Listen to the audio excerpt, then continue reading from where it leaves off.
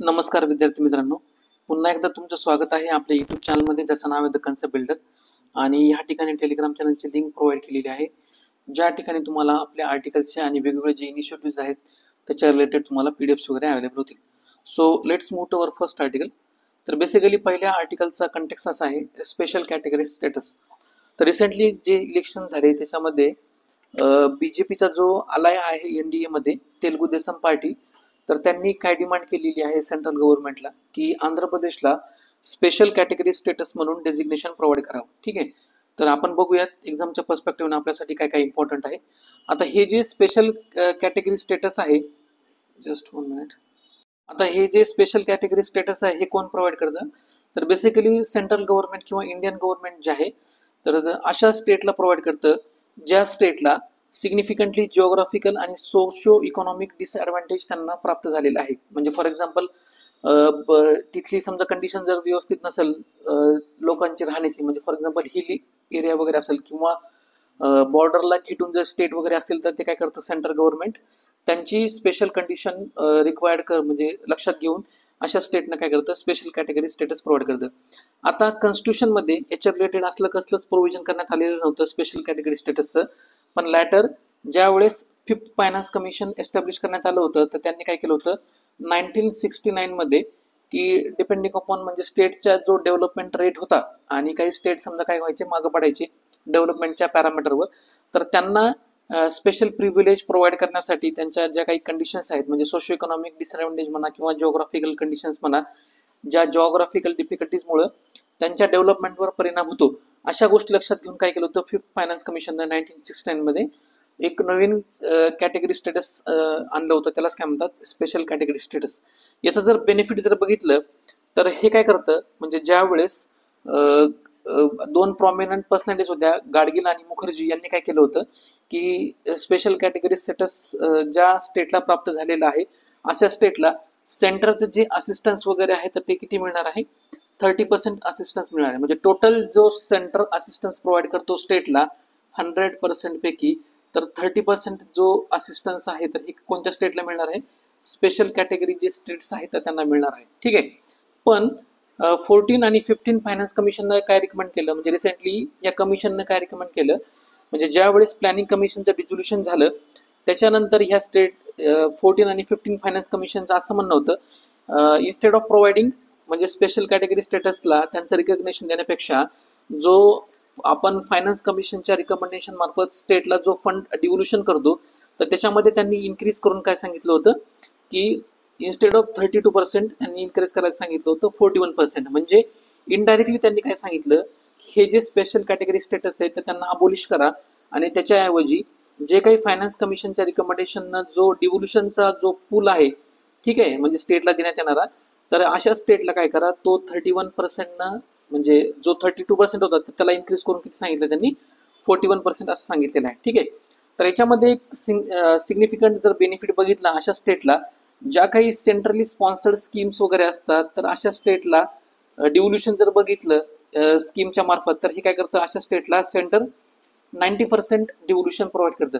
आणि जे बाकीचे जे रिमेनिंग स्टेट आहेत ज्यांना स्पेशल कॅटेगरी स्टेटस अवेलेबल नाहीये तर अशा स्टेटला जे मनी आहे तर त्यांना काय करावं लागतं डिपेंडिंग अपॉन म्हणजे फॉर एक्झाम्पल 60% किंवा 75% असं त्यांना हे करावं लागतं. ठीक आहे, आणि जे स्पेशल कॅटेगरी स्टेटस आहे त्यांना किती प्रोव्हाइड करतं सेंटर 90% जे काही स्कीम आहेत तर त्याच्या फंडिंग अप टू 90% हे प्रोव्हाइड करतं. त्याच्यानंतर जे नॉर्मल फंड वगैरे होतं म्हणजे अशा फंडच्या मार्फत जो मनी दिला जायचा त्यांना म्हणजे वेगवेगळ्या प्रोजेक्टवर स्पेंड करण्यासाठी जर तो यूज झाला नाही त्या फायनान्शियल इयरमध्ये तर ह्या स्पेशल कॅटेगरी स्टेटसच्या अंतर्गत तर तो फंड लॅप्स होत नाही. म्हणजे तो जो फंड आहे जो अनयूज फंड आहे तो तुम्ही नेक्स्ट फायनान्शियल इयरमध्ये सुद्धा यूज करू शकता. पण नॉर्मली जे काही बाकीचे स्टेट आहेत other than special category status तर त्यांना जो दिला जाणारा डिव्हिजिबल पूल आहे तर तो काय होतो लॅप्स होतो. ठीक आहे, म्हणजे ते फंड जो आहे तो पुढच्या फायनान्शियल इयरमध्ये यूज करू शकत नाही. नेक्स्ट त्याचं सिग्निफिकंट बेनिफिट जर बघितलं फॉर एक्झाम्पल एक्साईज किंवा कस्टम ड्युटीज वगैरे असतील किंवा इन्कम टॅक्स किंवा कॉर्पोरेट टॅक्सचे जे रेट्स वगैरे असतील तर अशा स्टेटला त्याच्यामध्ये कन्सेशन प्रोव्हाइड केलेलं असतं. म्हणजे नॉर्मल स्टेटपेक्षा यांना जे रेट्स वगैरे असतात तर हे कमी लोअर रेट असतात. नेक्स्ट वन इज काय की जे सेंटरचं ग्रॉस बजेट आहे हे काय करतं की 30% स्पेशल कॅटेगरी स्टेटसला दिलं जातं. ठीक आहे. प्रेझेंटली जर बघितलं तर कोणकोणत्या स्टेटला भारतामध्ये स्पेशल कॅटेगरी स्टेटस देण्यात आले, तर रिसेंटली म्हणजे रिसेंटचा जो डाटा आहे त्याच्यानुसार सध्या 11 स्टेट आहेत. ठीक आहे. 11 स्टेट याच्यामध्ये आहेत, जसे की आसाम, नागालँड, हिमाचल प्रदेश, मणिपूर, मेघालय, सिक्कीम, त्रिपुरा, अरुणाचल प्रदेश, मिझोराम, उत्तराखंड. आता हे जर स्टेट बघितले तर हे काय आहेत की सगळे हे बॉर्डरिंग स्टेट आहेत. ठीक आहे. आणि यांच्यामध्ये हिली एरिया मोठ्या प्रमाणामध्ये आढळतो. एक तर काय की ते लॉंग डिस्टन्सला आहेत, दुसरं काय की हिली एरिया आणि डिफिकल्ट टेरेन असल्यामुळे यांना काय डेव्हलपमेंटचा जो वाव आहे हा as compared to the other states जे आहेत प्लेन एरियामध्ये तर त्यांच्यामध्ये कमी आहे. आणि नेक्स्ट वन इज काय की तेलंगणा. ठीक आहे. म्हणजे ज्यावेळेस आंध्र प्रदेश आणि तेलंगणाचं बायोव्हेरिफिकेशन झालं होतं तर त्यावेळेस तेलंगणाला काय केलं होतं, स्पेशल कॅटेगरी स्टेटस प्रोव्हाइड करण्यात आलं होतं. तर इम्पॉर्टंट क्रायटेरिया कोणकोणते आहेत की ज्या बेसिसवर यांना स्टेटला स्पेशल कॅटेगरी स्टेटसचं डेझिग्नेशन दिलं जातं. पहिलं तर काय की हिली and difficult terrain. Next one is low population density. म्हणजे फॉर एक्झाम्पल नॉर्थ ईस्टर्न स्टेटचा जर विचार केला तर त्यांच्या जिओग्राफिकल कंडिशनमुळे तिथे काय की लो पॉप्युलेशन डेन्सिटी आहे, किंवा sizeable share of population tribal population. म्हणजे अशा स्टेटमध्ये की सिग्निफिकंट लार्ज नंबरमध्ये ट्रायबलचं पॉप्युलेशन त्या याच्यामध्ये आहे, स्टेटमध्ये आहे. नेक्स्ट वन इज काय strategic location along the border with neighbouring countries. म्हणजे आपण आता जे स्टेट बघितले नॉर्थ ईस्टर्न मधले सगळे स्टेट, तर यांचं काय चायना म्हणा किंवा म्यानमार म्हणा, तर यांना काय बॉर्डर लागलेली आहे. नेक्स्ट वन इज इकॉनॉमिक आणि इन्फ्रास्ट्रक्चर बॅकवर्डनेस. तर याच्यामध्ये काय आहे की ह्या स्टेटचं जिओग्राफिकल डिफिकल्टीजमुळे हा बॅकवर्डनेस होतो, आणि त्या इकॉनॉमिक आणि इन्फ्रास्ट्रक्चरल बॅकवर्डनेसमुळे काय केलं जातं, यांना स्पेशल कॅटेगरी स्टेटस दिलं जातं.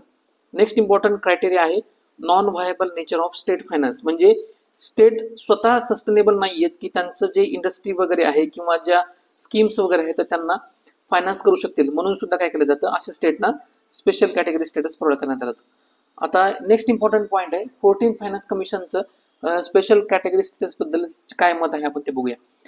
14 फायनान्स कमिशननं काय सांगितलं होतं की जे काही त्यांनी सांगितलं होतं जो काही ग्रांट देण्यात येतो स्पेशल स्टेटसला म्हणजे स्पेशल कॅटेगरी स्टेटला, तर तो अबलिश करण्यात यावा. आणि त्याच्याऐवजी त्यांनी काय सांगितलं होतं, जे काही फायनान्स कमिशनच्या मार्फत जो काही रिकमेंड केला जाणारा डिव्हिजिबल पूल आहे सेंटर मार्फत स्टेटला, तर तो रिसेंट किती आहे 32% आहे, तो इन्क्रीज करून किती करायचा आहे टोटल 42% करायचा. ठीक आहे. त्याच्यानंतर यांनी काय सांगितलं होतं की जे काही लोकल बॉडीज वगैरे त्या ठिकाणी अवेलेबल आहेत तर त्यांना काय करायचं डायरेक्टली ग्रांट प्रोव्हाइड करायचं आहे, अर्बन आणि रुरल ज्या दोन्ही लोकल बॉडीज वगैरे आहेत त्यांना. ठीक आहे.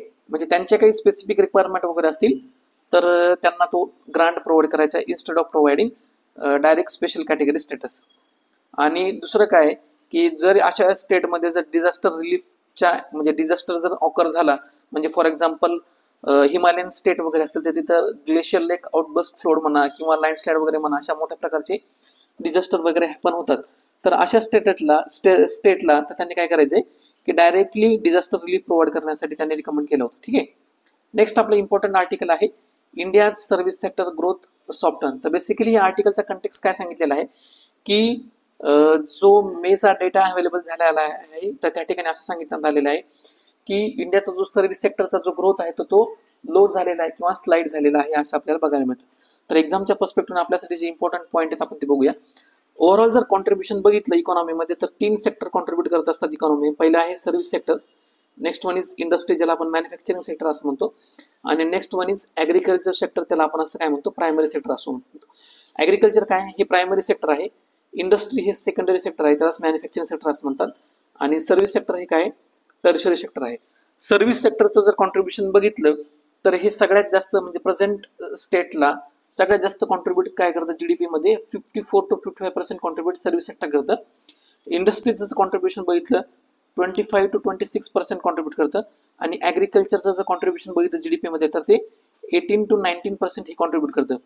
आता जी ही प्रेझेंट कंडिशन आहे ही सेम कंडिशन काय होती रिव्हर्स होती आफ्टर इंडिपेंडन्स. म्हणजे जस्ट आफ्टर इंडिपेंडन्स ज्यावेळेस आपल्याला स्वातंत्र्य मिळालं होतं तर त्यावेळेस सगळ्यात जास्त कॉन्ट्रीब्युशन कोणाचं होतं ॲग्रिकल्चर सेक्टरचं होतं 1 नंबरला, 2 नंबरला इंडस्ट्री किंवा मॅन्युफॅक्चरिंग सेक्टर होतं, आणि 3 नंबरला सर्व्हिस सेक्टरचं होतं. ठीक आहे.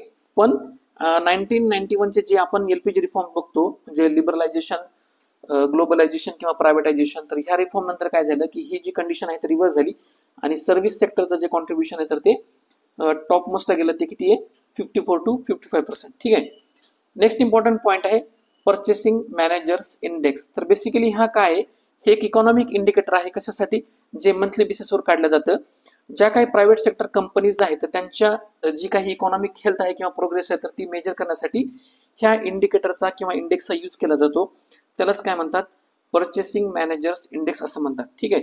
तर हे जनरली कशाबद्दल इन्फॉर्मेशन प्रोव्हाइड करतं, जे काही प्रायव्हेट सेक्टर कंपन्याज आहेत तर त्यांची जी काही कंडिशन आहे, इकॉनॉमिक कंडिशन म्हणा, ग्रोथच्या रिलेटेड, म्हणजे त्या कंपनीज ग्रोथ होत आहेत आणि त्याचा परिणाम डायरेक्ट इकॉनॉमीवर कसा होतोय किंवा इंडियाच्या जीडीपीवर कसा होतोय, तर हे कशाने मेजर केलं जातं, परचेसिंग मॅनेजर इंडेक्सनं मेजर केलं जातं. तर बेसिकली याच्यामध्ये दोन प्रकारचे टाइप्स असतात, म्हणजे दोन प्रकार असतात त्याच्यामध्ये. एक तर काय की मॅन्युफॅक्चरिंग सेक्टरसाठी आणि दुसरं आहे सर्व्हिस सेक्टरसाठी. ठीक आहे. याचे जर की कंपोनंट बघितले तर याच्यामध्ये प्रायमरीली 5 की कंपोनंट येतात. म्हणजे कोणकोणत्या 5 कंपोनंटना हा परचेसिंग मॅनेजर इंडेक्स बनलेला असतो. तर पहिला कंपोनंट आहे न्यू ऑर्डर. तर स्पेसिफिकली हे कशाच्या रिलेटेड आहे, म्हणजे कस्टमरकडनं एखाद्या फायनल गुड्सचं किंवा सर्व्हिसचं न्यू ऑर्डर किती प्रमाणामध्ये येत आहेत किंवा त्याच्यामध्ये वाढ झालेली आहे का किंवा ते कमी झालेले आहेत, तर ह्याच्यामध्ये ते चेक केलं जातं. नेक्स्ट वन इज आउटपुट आणि प्रोडक्शन. तर बेसिकली एखाद्या कंपनीचं किंवा सर्व्हिस सेक्टरच्या रिलेटेड जो काही ग्रोथ आहे तर त्याच्यामध्ये प्रोडक्शन कॅपॅसिटी त्याची इन्क्रीज झालेली आहे किंवा तो प्रोडक्शन जो आहे आउटपुट तो ओव्हरऑल डिक्रीज झालेला आहे, हे प्रोडक्शन आणि आउटपुटमध्ये चेक केलं जातं. Next one is employment status सुद्धा याच्यामध्ये, किंवा एम्प्लॉयमेंट लेवल म्हणजे ग्रोथ होते एम्प्लॉयमेंटमध्ये किंवा ते एम्प्लॉयमेंट डिक्रीज होते, हे सुद्धा काय करतं याच्यामध्ये काउंट केलं जातं. Next one is supplier delivery times. Basically ह्याच्यात काय केलं जातं की गुड्स आणि सर्व्हिसेस किती फास्ट लेवलनं सप्लायर करणं कंझ्युमर पर्यंत डिलिव्हर केल्या जातात हे त्याच्यात चेक केलं जातं.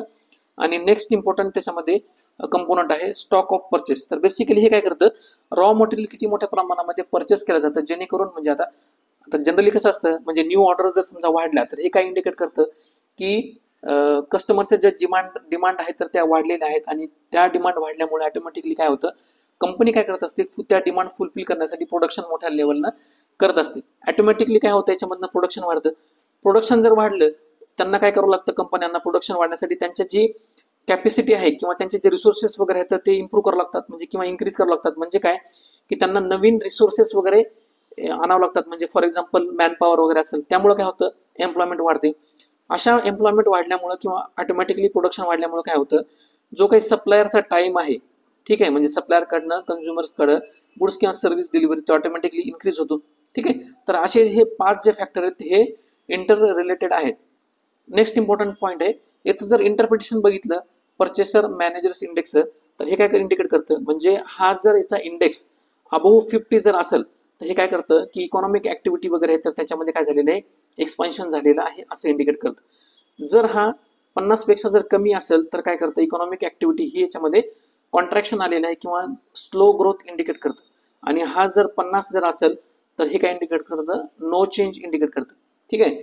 तर ह्याच्या रिलेटेड तुम्हाला प्रॅक्टिससाठी 2020 मध्ये युपीसीला एक PYQ आला होता, म्हणजे कंझ्युमर प्राइस इंडेक्स किंवा wholesale price index similar to the purchaser managers index related, तर तुम्ही होमवर्क म्हणून सॉल्व्ह करून घ्यायचं. नेक्स्ट आपलं इम्पॉर्टंट आर्टिकल आहे 6 डे वॉर ऑफ 1967. तर बेसिकली ह्या आर्टिकलचा कंटेक्स्ट काय आहे, तर याला 57 म्हणजे 57 वर्ष पूर्ण झालेले आहेत ह्या 6 डे वॉरला. तर बेसिकली हे 6 डे वॉर जे आहे तर कोणामध्ये झालं होतं, इस्रायल आणि त्याच्या रिलेटेड जे नेबरिंग कंट्रीज आहेत, अरब नेबरिंग कंट्रीज, तर त्यांच्यामध्ये 5 जून ते 10 जून 1967 मध्ये तर हे 6 डे वॉर झालं होतं. ठीक आहे. तर याचा इम्पॉर्टंट आपण जे बघूयात डिटेल्समध्ये, तर यालाच काय म्हणतात, जून वॉर पण म्हणतात किंवा थर्ड अरब इस्रायली वॉर असं पण म्हणतात. आणि हे कधी झालं होतं, 5 जून ते 10 जून 1967 मध्ये हे वॉर झालं होतं. ठीक आहे. तर याच्यामध्ये कोण कोण पार्टीज इन्व्हॉल्व होत्या, तर एका साईडला काय होतं, इस्रायल होतं आणि दुसऱ्या साईडला त्यांचे जे नेबरिंग अरब कंट्रीज आहेत, म्हणजे मुस्लिम राष्ट्र जे आहेत, म्हणजे फॉर एक्झाम्पल इजिप्त वगैरे असेल किंवा जॉर्डन आणि सिरिया, तर हे त्याच्यामध्ये कन्फ्लिक्टिंग पार्टीज वगैरे होत्या. याचं जर बॅकग्राऊंड जर बघितलं तर हे वॉर कशामुळं रेज झालं, तर याच्यामध्ये काय की एक इम्पॉर्टंट प्लेस आहे. ठीक आहे. म्हणजे इस्रायलच्या आणि रेड सी मध्ये एक इम्पॉर्टंट स्टेट आहे, त्या स्टेटचं नाव काय, स्टेट ऑफ टायरन या स्टेटचं नाव आहे. तर इजिप्तनं काय केलं होतं त्यावेळेस, जो गल्फ ऑफ सुएज आहे तिथं त्यांचं म्हणजे यांचं पॉवर जी होती ह्या गल्फवर किंवा तिथल्या ज्या सी ट्रेडवर इजिप्तची पॉवर होती, तर यांनी काय केलं, इस्रायलला ब्लॉक केलं. त्यांच्या जे काही शिपिंग व्हेसल्स वगैरे आहेत तर त्यांना ब्लॉक केलं. आणि त्यानंतर दुसरं काय की इजिप्तनं काय केलं, जो सिनाई पेनिन्सुला आहे यांच्या बॉर्डरच्या जवळ, इस्रायलच्या बॉर्डरच्या जवळ, तिथं काय केलं, ट्रूपचं मोबिलायझेशन केलं. तर ह्या दोन इम्पॉर्टंट फॅक्टर्स आहेत किंवा जे रिझन्स आहेत, तर त्यामुळे काय झालं की हे जे वॉर आहे ते रोज झालं. ठीक आहे. आणि ऑलरेडी जे काही अरब आणि इस्रायल म्हणजे मुस्लिम राष्ट्र आणि इस्रायल यांच्यामध्ये जे रायव्हलरी होती, तर त्याला ते काय झालं, खतपाणी मिळालं. ठीक आहे. तर हे वॉरचं आपण बघूया की कशा प्रकारे वॉर झालं. तर इस्रायलने याच्यानंतर काय केलं होतं की प्री एम्प्टेटिव्ह स्ट्राईक्स केल्या होत्या. कधी 5 जून 1967 आणि इजिप्तचे जे काही एअरफील्ड्स वगैरे असतील किंवा जे एअरफोर्स वगैरे असेल, तर त्याच्यावर त्यांनी अटॅक केलं. त्याचबरोबर जॉर्डन आणि सिरिया हे जे दोन त्यांचे नेबरिंग कंट्रीज आहेत त्यांच्यावर सुद्धा त्यांनी अटॅक केला. आणि त्यानंतर काय झालं, जे इम्पॉर्टंट लोकेशन्स वगैरे आहेत त्याच्यावर त्यांनी काय केलं, इस्रायलनं रॅपिड ॲडव्हान्स केलं. म्हणजे फॉर एक्झाम्पल सिनाईन पेलुसेला असेल किंवा वेस्ट बँक असेल किंवा गोलन हाईट्स वगैरे असेल. आता हे जे सगळे लोकेशन आपण जे बघितले, म्हणजे for example state of tyrant वगैरे असेल किंवा सिनाई पेनिन्सुला असेल किंवा जॉर्डन, सिरिया किंवा इजिप्त आणि हे गोलन हाईट्स किंवा वेस्ट बँक, तर आपण हे मॅपमध्ये बघूयात. ठीक आहे. तर पहिलं आहे आपलं स्ट्रेट ऑफ टायरन. तर बेसिकली इथं जर बघितलं म्हणजे हे आहे रेड सी. रेड सी मध्ये इजिप्तचा जो पार्ट आहे सिनाई पेनिन्सुला आणि सौदी अरेबिया, तर यांच्या इथं काय माहितीये का, म्हणजे रेड सी मधनं जर जॉर्डनला जायचं असेल तर ह्या ठिकाणी एक स्ट्रेट आहे, त्यालाच काय म्हणतात, स्ट्रेट ऑफ टायरन असं म्हणतात. ठीक आहे. लोकेशन तुम्हाला व्यवस्थित लक्षात आलं असेल. हा इजिप्तचा सिनाई पेनिन्सुलाचा पार्ट आहे. या ठिकाणी एक गल्फ आहे. ठीक आहे. या ठिकाणी गल्फ आहे, त्यालाच काय म्हणतात, गल्फ ऑफ ॲक्वाबा असं म्हणतात. नेक्स्ट इम्पॉर्टंट लोकेशन आहे पोर्ट ऑफ इलात. तर बेसिकली ह्याच गल्फच्या तिथं गल्फ ऑफ ॲक्वाबा जो आहे त्या ठिकाणी एक पोर्ट आहे. ते कोणाचं पोर्ट आहे, इस्रायलचं पोर्ट आहे, त्यालाच काय म्हणतात, पोर्ट ऑफ इलात असं म्हणतात. ठीक आहे. मॅपमध्ये व्यवस्थित लोकेशन बघून घ्या. नेक्स्ट आहे सिनाई पेनिन्सुला. तर सिनाई पेनिन्सुला आपण आताच बघितलं, हा इजिप्तच्या टेरिटरीचा पार्ट आहे आणि हा बेसिकली कशामध्ये येतो, वेस्ट एशियामध्ये येतो. ठीक आहे. या ठिकाणी बघा, याला कोणकोणत्या कंट्रीज बॉर्डरिंग आहेत. या ठिकाणी इस्रायल बॉर्डरिंग आहे आणि गाझा स्ट्रीप एक बॉर्डरिंग आहे. आणि ह्या कशाचा पार्ट आहे, इजिप्तच्या पार्ट आहे. नेक्स्ट आपलं इम्पॉर्टंट लोकेशन आहे गाझा स्ट्रीप आणि वेस्ट बँक. तर ह्या ठिकाणी तुम्हाला प्रॉपरली लक्षात येईल की जर पूर्ण ओव्हरऑल इस्रायलच्या जर कंट्रीचा टेरिटरी जर मॅपचा विचार केला तर ह्या ठिकाणी मेडिटेरियन सीला लागून गाझा स्ट्रीप आहे आणि इजिप्तच्या ईस्ट साईडला वेस्ट बँक हे लोकेशन आहे. ठीक आहे. तर हे काय, मुस्लिम डॉमिनेटेड रिजन आहे इस्रायलच्या टेरिटरीमध्ये, गाझा स्ट्रीप आणि वेस्ट बँक. नेक्स्ट इम्पॉर्टंट आपल्या दोन कंट्रीज आहेत, जॉर्डन आणि सिरिया. तर ह्या ठिकाणी मॅपमध्ये साऊथ वेस्ट एशियाचा मॅप किंवा वेस्ट एशियाचा जर मॅप बघितला तर या ठिकाणी तुम्हाला बघायला मिळते इस्रायलच्या बाजूला या ठिकाणी जॉर्डन आहे आणि नॉर्थ ईस्ट साईडला इस्रायलच्या सिरिया आणि ईस्ट साईडला काय, जॉर्डन आहे. ठीक आहे. आपलं नेक्स्ट इम्पॉर्टंट लोकेशन आहे गोलन हाईट्स. तर बेसिकली हे जे गोलन हाईट्स आहेत म्हणजे ते बघा, इस्रायलचा जर टोटल मॅप बघितला तर ह्या ठिकाणी काय, लेबनॉन, सिरिया आणि जॉर्डन ह्या तिघांच्या क्रॉस बॉर्डरला हे गोलन हाईट्स एक इम्पॉर्टंट लोकेशन आहे. ठीक आहे. त्यानंतर इथे एक इम्पॉर्टंट सी आहे, त्याला सी ऑफ गॅलिली असं पण म्हणतात. तर हे इम्पॉर्टंट जे लोकेशन आहे ते बघून ठेवा, सी ऑफ गॅलिली आणि गोलन हाईट्स. ठीक आहे. म्हणजे तुमच्या मॅपमध्ये याने काय केलं होतं, म्हणजे ज्यावेळेस हे योमनचं वॉर झालं होतं तर यांनी ही टेरिटरी काय केली होती, इस्रायलनं ही कॅप्चर केली आणि सध्या ही त्यांच्याच कंट्रोलच्या अंडर आहे. ठीक आहे. तर ह्या ठिकाणी रिसेंटली UPSC 2023 मध्ये एक PYQ विचारण्यात आला होता इस्रायलच्या रिलेटेड आणि अरब पीस इनिशिएटिव्ह रिलेटेड. तुम्ही तो प्रॅक्टिस क्वेश्चन होमवर्क म्हणून सॉल्व्ह करून घ्यायचा आहे. सिमिलरली मॅपच्या रिलेटेड एक क्वेश्चन विचारण्यात आला होता की मेडिटेरियन सीला बॉर्डरिंग कोणकोणत्या कंट्रीज आहेत. आताच आपण बघितलं कोणकोणत्या कंट्रीज आहेत, पुन्हा दाखवतो तुम्हाला मी, just 1 minute.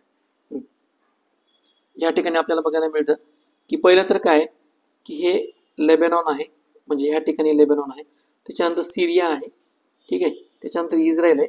Jordan directly Mediterranean सीला टच होत नाही. ठीक आहे. त्याच्यानंतर इजिप्त आहे. ठीक आहे. हे 4 इम्पॉर्टंट कंट्रीज आहेत आणि या ठिकाणी टर्की एक इम्पॉर्टंट लोकेशन आहे.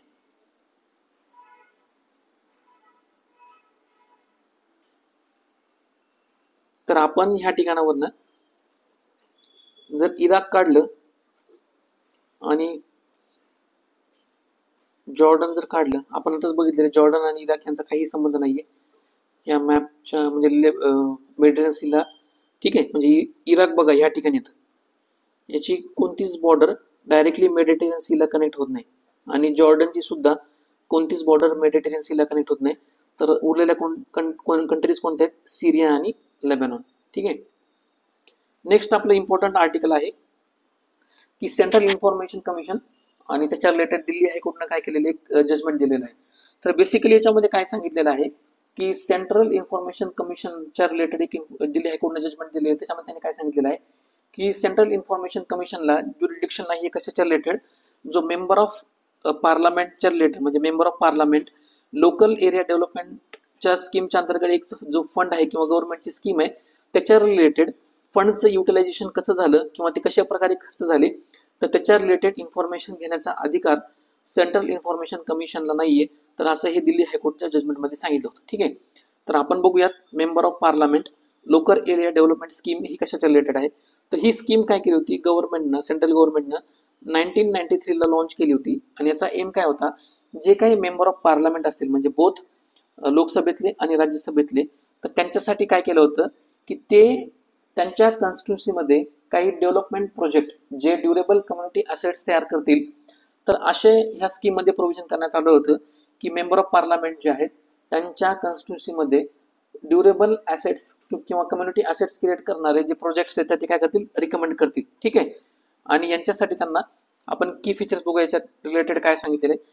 फंडिंगच्या रिलेटेड याच्यामध्ये काय सांगितलेलं आहे की प्रत्येक वर्षी म्हणजे इच इयर त्या एमपीला 5 करोड रुपये हे कम्युनिटी ड्युरेबल असेट्स क्रिएट करण्यासाठी ह्या स्कीमच्या अंतर्गत दिले जातील, ठीक आहे. त्याच्यानंतर याचा जर स्कोप बघितला तर हे कोणकोणत्या प्रोजेक्ट्सवर खर्च करू शकतात, म्हणजे फॉर एक्झाम्पल इन्फ्रास्ट्रक्चर डेव्हलपमेंट वगैरे असेल, म्हणजे फिजिकल इन्फ्रास्ट्रक्चर म्हणजे फॉर एक्झाम्पल रोड असतील, स्कूल किंवा पब्लिक बिल्डिंग क्रिएट करण्यासाठी. त्याच्यानंतर काय सोशल इन्फ्रास्ट्रक्चर म्हणजे फॉर एक्झाम्पल हेल्थ असेल किंवा सॅनिटेशन प्रोजेक्ट्स वगैरे असतील. Next one is community welfare programme म्हणजे फॉर एक्झाम्पल लायब्ररीज ओपन करणं किंवा कम्युनिटी हॉल ओपन करणं वेगवेगळ्या कम्युनिटीच्या रिलेटेड. आणि नेक्स्ट वन इज एन्व्हायरमेंटल प्रोटेक्शनच्या रिलेटेड पार्क्स असतील किंवा वॉटर कन्झर्वेशनच्या रिलेटेड प्रोजेक्ट वगैरे असतील. तर अशा प्रकारचे जे प्रोजेक्ट्स वगैरे आहेत तर हे काय करू शकतो, तो एमपी त्यांच्या कॉन्स्टिट्युन्सीमध्ये रिकमेंड करू शकतो, ठीक आहे. तर याचं जर इम्प्लिमेंटेशन बघितलं तर जनरली कोण असतं याच्यामध्ये 2 ऑथॉरिटीज असतात. तर पहिलं काय की एमपी एक आहे आणि दुसरं काय की डिस्ट्रिक्ट ऑथॉरिटी, त्यालाच आपण काय म्हणतो, कलेक्टर असं म्हणतो, ठीक आहे. तर हे काय करत असतात, एमपी यांना काय करत असतात, रिकमेंड करत असतात हे प्रोजेक्ट इम्प्लिमेंट करण्यासाठी. आणि हे जे डिस्ट्रिक्ट ऑथॉरिटीज किंवा कलेक्टर जे असतात हे काय असतात, रिस्पॉन्सिबल असतात ते जे प्रोजेक्ट जो आहे एमपीने सांगितलेला किंवा रिकमेंड केलेला त्याचं एक्झिक्युशन किंवा इम्प्लिमेंट करण्याचं, ठीक आहे. याचं जर मॉनिटरिंग बघितलं त्याचं मॉनिटरिंग कोण करत असतं, एक सेंट्रल मिनिस्ट्री आहे, मिनिस्ट्री ऑफ स्टॅटिस्टिक्स आणि प्रोग्राम इम्प्लिमेंटेशन. तर ह्या स्कीमचं मॉनिटरिंग करत असतं, ठीक आहे. एक्झामच्या पर्स्पेक्टिव्ह अतिशय महत्त्वाचा पॉईंट आहे, कारण हा इथं काय होतं जनरली की आपल्याला लॉजिकच लागत नाही, मेंबर ऑफ पार्लमेंट याचं मॉनिटरिंग कोण करत असतं. तर ही वेगळी मिनिस्ट्री आहे, मिनिस्ट्री ऑफ स्टॅटिस्टिक्स आणि प्रोग्राम इम्प्लिमेंटेशन. नेक्स्ट आपला इम्पॉर्टंट पॉईंट आहे सेंट्रल इन्फॉर्मेशन कमिशन. तर बेसिकली ही काय एक स्टॅट्युटरी बॉडी आहे. आता स्टॅट्युटरी बॉडी म्हणल्यानंतर कोणत्या तरी ऍक्टने एस्टॅब्लिशमेंट झालेलं असेल, तर ही कशाच्या अंतर्गत स्थापन करण्यात आली होती, राईट टू इन्फॉर्मेशन ऍक्ट, ज्यालाच आपण आरटीआय असं म्हणतो, 2005च्या अंतर्गत ह्या सेंट्रल इन्फॉर्मेशन कमिशनचं एस्टॅब्लिशमेंट करण्यात आलं, ठीक आहे. तर ही काय एक अपेक्स बॉडी आहे कशाच्या रिलेटेड, जे काही कंप्लेंट्स वगैरे असतील आरटीआयच्या रिलेटेड तर त्याचं इम्प्लिमेंटेशन करण्यासाठी किंवा त्याचं ऍडज्युडिकेशन करण्यासाठी हे अपेक्स बॉडी आहे, ठीक आहे. याचं जर इम्पॉर्टंट फंक्शन जर बघितलं तर कोणकोणते इम्पॉर्टंट फंक्शन्स आहेत, तर पहिलं तर काय की ज्या काही अपील म्हणजे राईट टू इन्फॉर्मेशन ऍक्टच्या व्हायोलेशनच्या अंतर्गत ज्या काही अपील ह्या सीआयसी कडे आलेल्या आहेत तर त्याचं काय करतं, ते अपील हिअर करतं आणि ते कंप्लेंट सॉल्व्ह करण्याचं काम किंवा ऍडज्युडिकेशन करण्याचं काम हे काय करत असतं, सीआयसी करत असतं.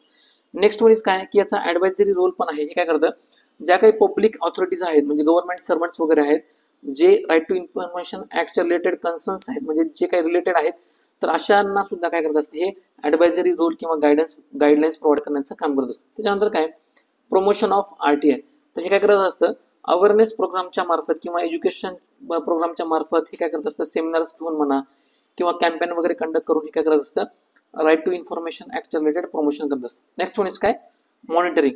तर बेसिकली हे पण काय करत असतं की ज्या काही पब्लिक ऑथॉरिटीज वगैरे आहेत तर हे जो RTI ऍक्ट वगैरे आहे तर त्याला व्यवस्थित कंप्लाय करतात का नाही, किंवा त्यांचं इफेक्टिव्ह इम्प्लिमेंटेशन करतात का नाही, त्यांच्याकडे आलेल्या कंप्लेंटचं डिस्बर्समेंट म्हणा किंवा ते व्यवस्थित कंप्लेंट जे आहेत ते हँडल करतात का नाही, त्यात सुद्धा मॉनिटरिंग कोण करत असतं, CIC करत असतं.